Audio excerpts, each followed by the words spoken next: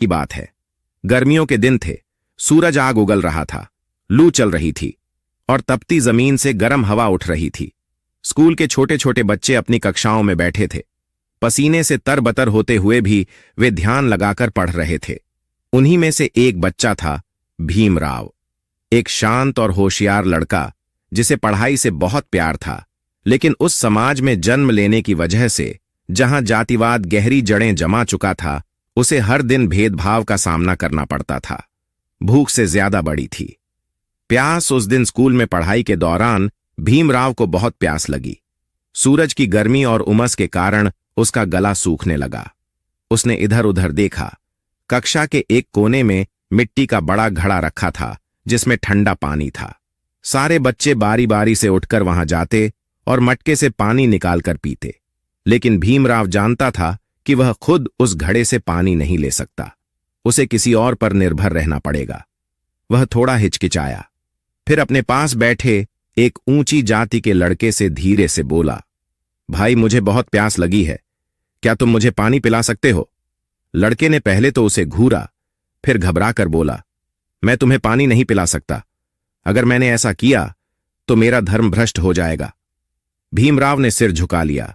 उसकी प्यास और बढ़ गई, लेकिन उसने कुछ नहीं कहा। थोड़ी देर बाद उसने हिम्मत करके शिक्षक से पूछा, गुरुजी मुझे बहुत प्यास लगी है, क्या मैं पानी पी सकता हूं?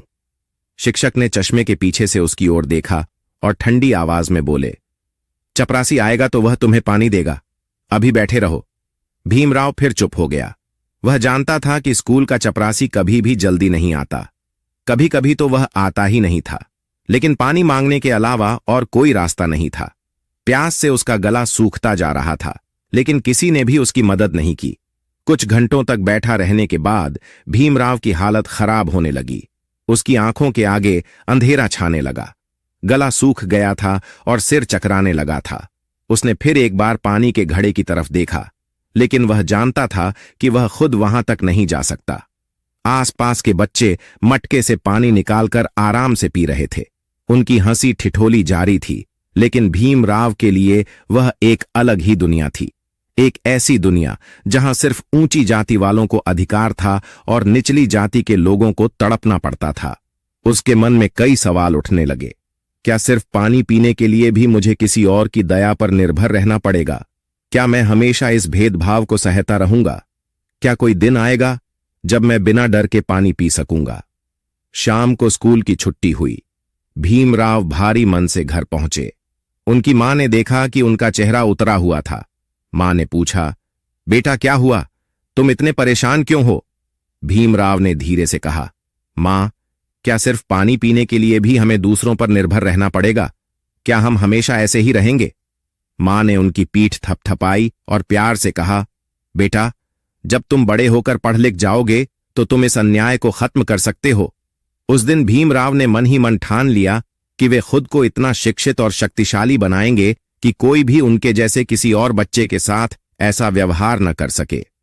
डॉक्टर भीमराव अंबेडकर ने अपनी पढ़ाई को अपना सबसे बड़ा हथियार बना लिया। उन्होंने कड़ी मेहनत की, विदेश जाकर पढ़ाई की और कई डिग्रियां हासिल कीं।